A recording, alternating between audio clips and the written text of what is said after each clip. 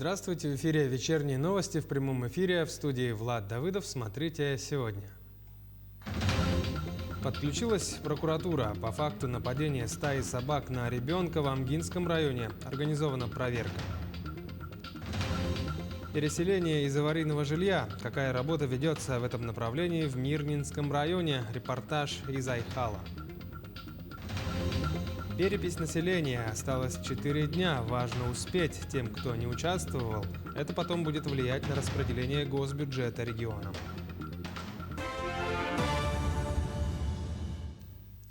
В Чурапчинском улусе произошел пожар в здании администрации Телейского наслега. Это в 22 километрах от райцентра. В результате огнем повреждено здание администрации по всей площади. Погибших, пострадавших нет. Причин пожара, виновное лицо, ущерб устанавливаются. Отметим, что развитию пожара способствовало позднее обнаружение и позднее сообщение на номер 01. По информации пресс-службы прокуратуры республики, по факту нападения стаи собак на ребенка в Амгинском улусе организована проверка. По результатам проверки будут приняты необходимые меры прокурорского реагирования. Предварительно установлено, что 9 ноября текущего года в селе Битюнцы Амгинского района ученик 6 класса возвращается из школы, подвергся нападению со стороны стаи собак. Ребенок повреждения не получил. В ходе проверки прокуратура даст оценку обеспечению уполномоченными лицами безопасности жизни и здоровья граждан на территории населенного пункта, полноты мероприятий по отлову и содержанию безнадзорных животных. На реке Вилюй в районе села Сунтар появилась наледь темно-коричневого цвета. Такая ситуация наблюдалась и в прошлом году. В настоящее время Комитет экологии взял пробы наледи для определения состава.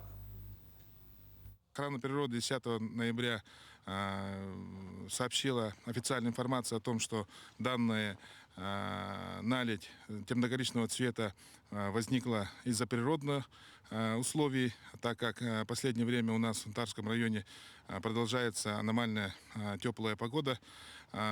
Также выполнен набор анализа воды, и в ближайшее время будет определено более детально состав данной воды. Жители поселков Айхал и Дорожный переедут из аварийных домов в благоустроенные квартиры или же получат компенсацию за жилье. В Мирнинском районе продолжается большая работа по реализации программы переселения граждан. Репортаж нашего корреспондента Власия Сергеева. В настоящее время в поселке Дорожный и на улице Октябрьская партия поселка Айхал расположены 46 деревянных домов, в которых проживают 202 семьи. Все эти дома были признаны аварийными, но не вошли в республиканскую программу по переселению. Решить проблему удалось благодаря совместной работе руководств республики и компании «Алроса». Большая работа была проведена в предыдущие годы, но вместе с тем работа не была доведена до конца. И в этом году мы совместно с генеральным директором компании «Алроса» Ивановым Сергеем Сергеевичем приняли решение совместными усилиями этот вопрос решить в течение 2021-2022 года. В дальнейшем нам предстоит здесь дальше расселять людей из других аварийных домов. Уверен, что при поддержке федерального правительства и с этой задачей мы справимся. Для расселения 46 домов из 3 источников финансирования, включая руководство Мирнинского района, было заложено 325 миллионов рублей. В дни празднования 60-летия со дня основания Айхала были вручены первые сертификаты. Отмечается, что жители могут переселиться в благоустроенные квартиры или же получить денежную компенсацию. Неописуемая эмоция сейчас хлещет. Даже если мы получили сертификаты, мы не будем уезжать отсюда, мы будем дальше жить тут. Потому что сейчас как бы говорят, что дальше будут развивать, улучшать. Наши дети тут учатся, поэтому мы планируем остаться тут. В руководстве Айхала отметили, что важную помощь в развитии поселка оказывает народный актив, который формулирует и выдвигает различные предложения по улучшению качества жизни. Благодаря тому, что в истории поселка появился народный актив, который аккумулировал все наши желания, разбудил в наших жителях инициативу и собрали все предложения, все мечты, которые хотим воплотить в жизни нашего поселка. И все это оформили в план социально-экономического развития. Надеюсь, что мы все это воплотим в жизнь. Согласно плану, расселение 46 домов поселка Дорожный и улицы Октябрьская партия поселка Айхал будет завершено в 2022 году. После этого будет начата работа по расселению других аварийных домов. Власий Сергеев, Георгий Григорьев, Айхал, Якутск. Сегодня в России отмечается День сотрудника органов внутренних дел. Главный профессиональный праздник тех, кто стоит на страже правопорядка и безопасности граждан страны. Знаменательную дату республика встречает снижением уровня преступности.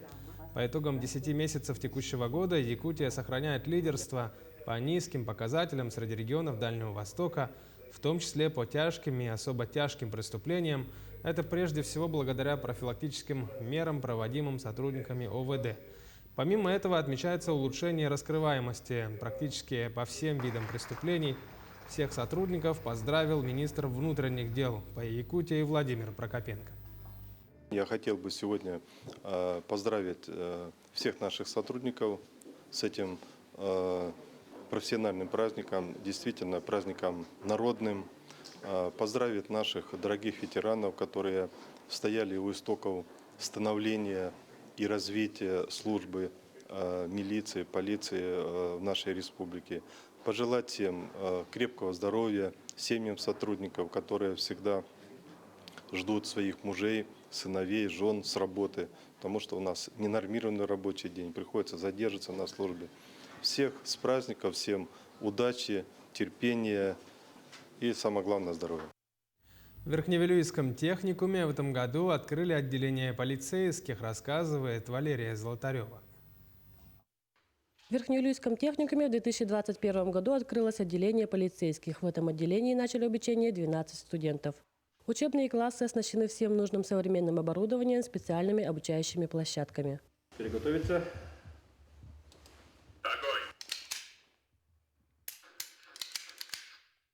Студенты обучаются по практическим стрельбам из автомата Калашникова лазерного и пистолета Макарова лазерного. Также у нас имеется электронный стенд, где наши студенты обучаются по сборке пистолета Макарова. Также имеется у нас лабораторный комплекс, где студенты выявляют скрытые следы преступления, проводят осмотр места происшествия практическим занятиям и фиксируют следы преступления, такие как именно следов обуви, следов рук, пальцев рук, то есть. Леонид Егоров больше 20 лет служил в отделении полиции Верхневилюйского УЛУСа. После выхода на пенсию его пригласили преподавать в техникуме. Сейчас он куратор первокурсников полицейского отделения. Если сравнить обучением очное и заочное, ну, конечно же, очное обучение это всегда лучше, всегда это практика показывает. Очники всегда сильнее заочников. После дистанционного обучения студенты с этой недели перешли с теории к долгожданному практическому обучению. Есть студенты, приехавшие из разных районов республики. Одеваем боевую пружину, затворную задержку одеваем, далее вставляем скобу и магазин. Делаем холостой ход.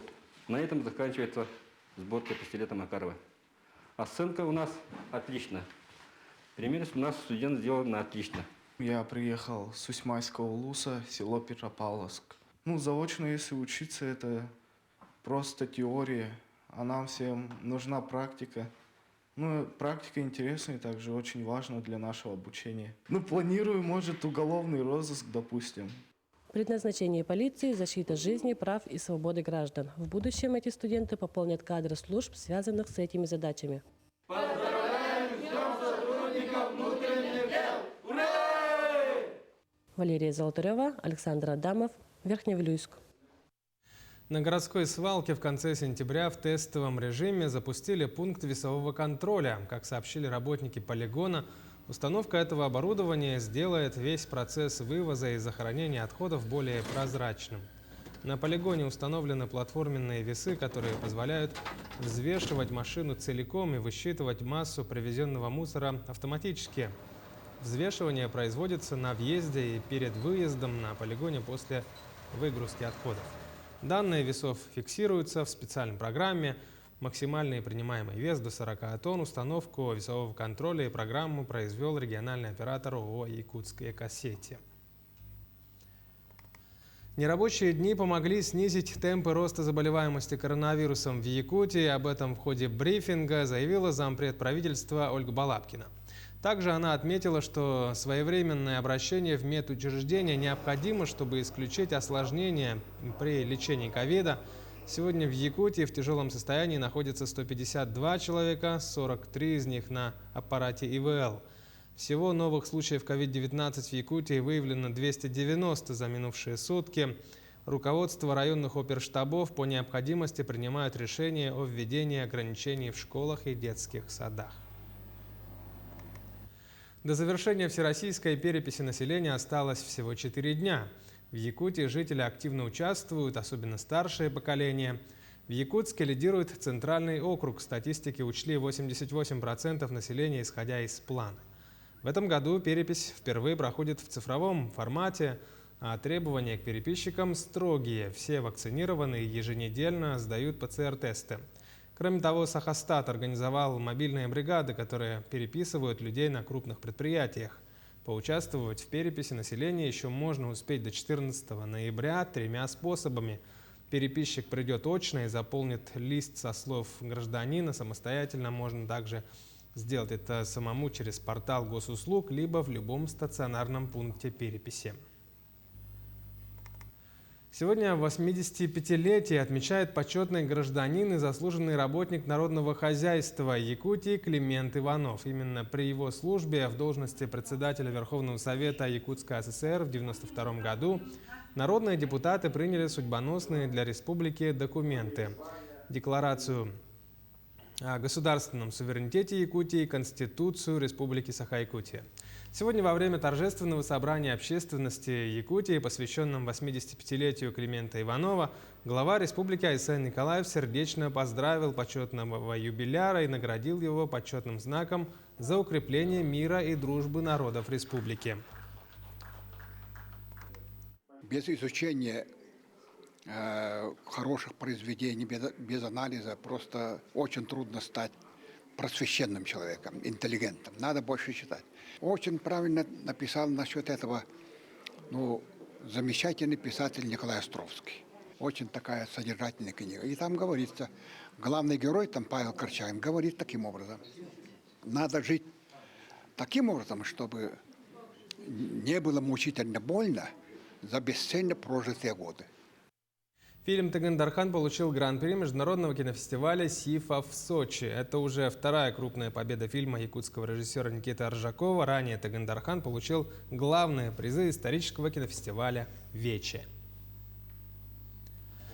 Таковы новости к этому часу. Итоги дня в 8 часов ровно на Якутии 24.